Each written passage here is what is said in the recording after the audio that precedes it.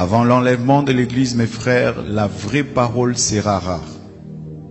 Écouter une prédication de A à Z qui est dans la saine doctrine va devenir très rare. Parce que les hommes vont refuser d'écouter la vérité. Ils vont persécuter tous les prédicateurs de la vérité. Et je peux vous dire, je n'ai jamais été insulté de cette manière de toute ma vie. Et toutes les insultes que j'ai, c'est parce que j'ai dit seulement aux gens la vérité.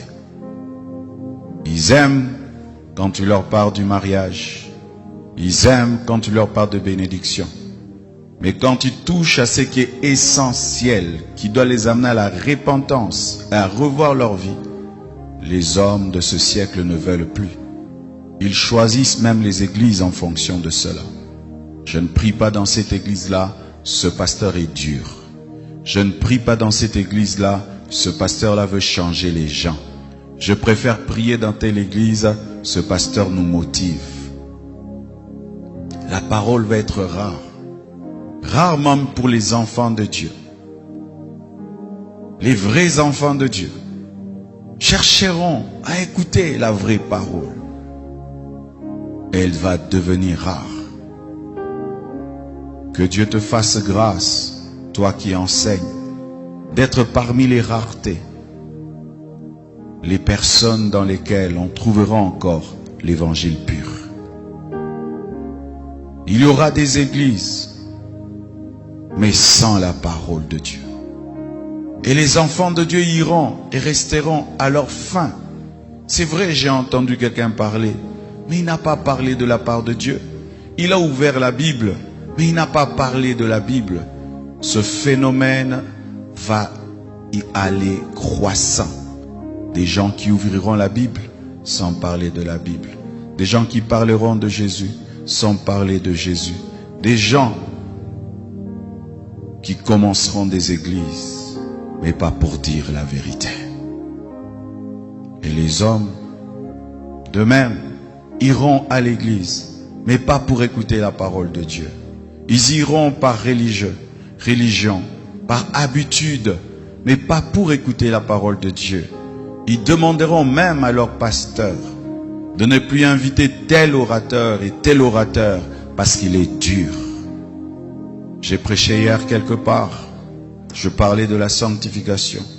Au départ de mon message, l'église était tétanisée, paralysée. J'avais l'impression d'être un monstre ou un extraterrestre en train de diriger les choses. Pourquoi? Parce que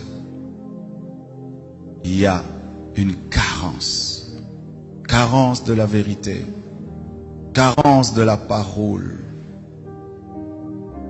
Mais lorsque l'église sera enlevée, ce sera pire, mes frères. Après l'enlèvement de l'église, les gens chercheront la parole. Les vrais prédicateurs seront enlevés. Les faux prédicateurs resteront. Et la parole sera encore très très rare. Nous avons la grâce, frères, jour après jour, d'écouter la parole. Mais sachez qu'une fois l'enlèvement a lieu, ce sera difficile. Même toutes ces applications qui ont des enseignements et des prédications vont supprimer les messages.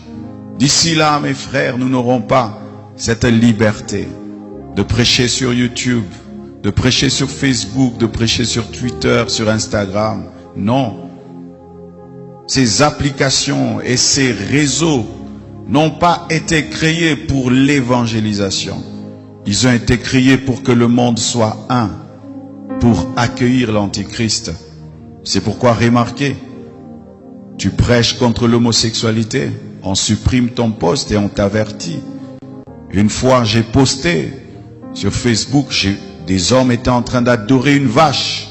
Et j'ai écrit, mon peuple périt, faute de connaissance. Facebook m'a écrit, ils ont bloqué cette vidéo. Tu peux faire rire les gens, blaguer, ça passe. Mais quand tu commences à dire la vérité, c'est de l'intolérance. Ils appellent ça l'intolérance. C'est-à-dire que l'Église doit tolérer le péché. Nous devons tolérer l'idolâtrie. Nous devons tolérer l'ignorance. Nous devons être une Église qui ne dérange pas. C'est ça, le travail qui se passe dans le monde de ténèbres. Que les gens viennent à l'Église, mais qu'ils ne soient pas dérangés. Que l'on prêche, mais qu'on ne dérange pas. Alors que la vérité dérange toujours.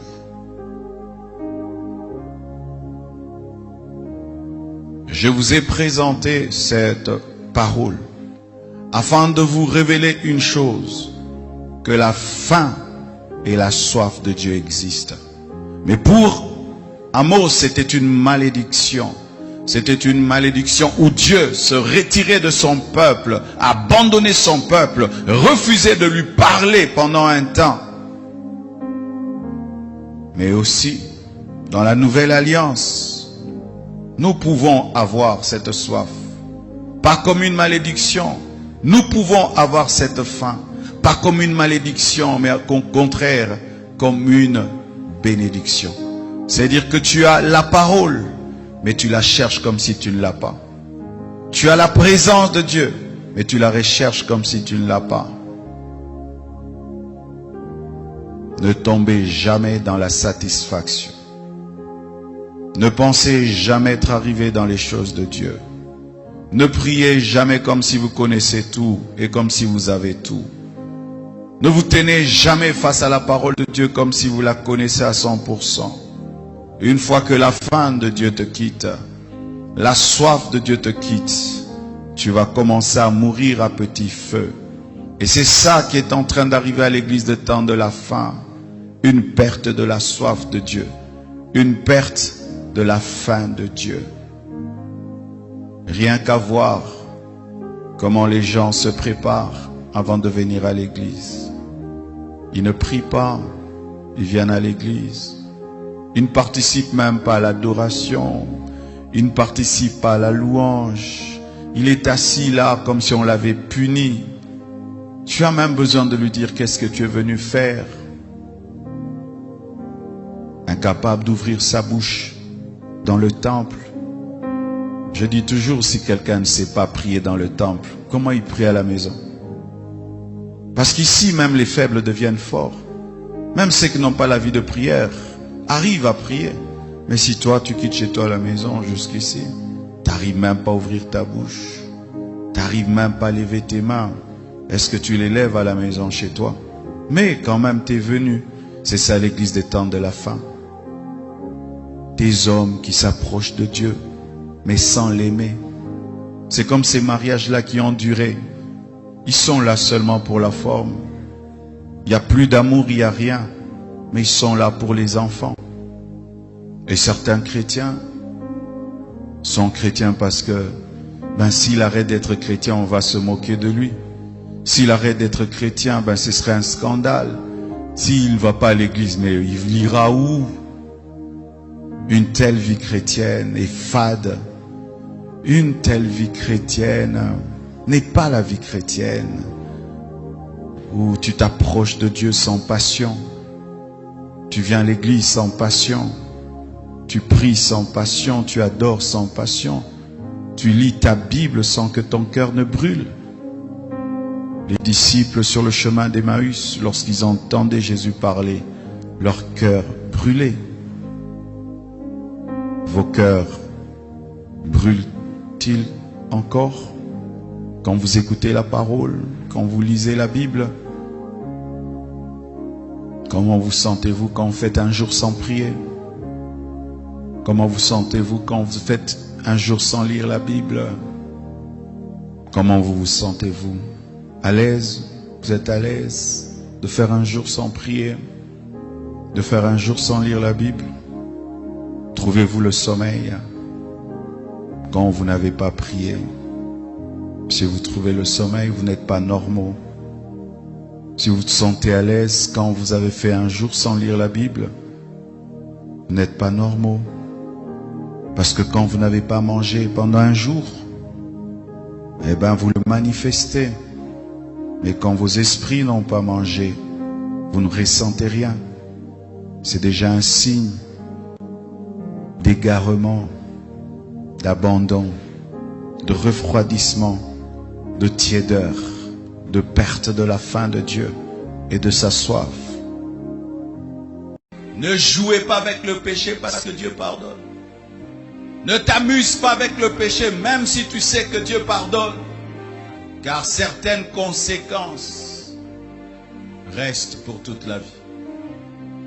Un témoignage abîmé, une réputation ternie, une perte de confiance et même toi-même, face à toi-même quand tu te regardes.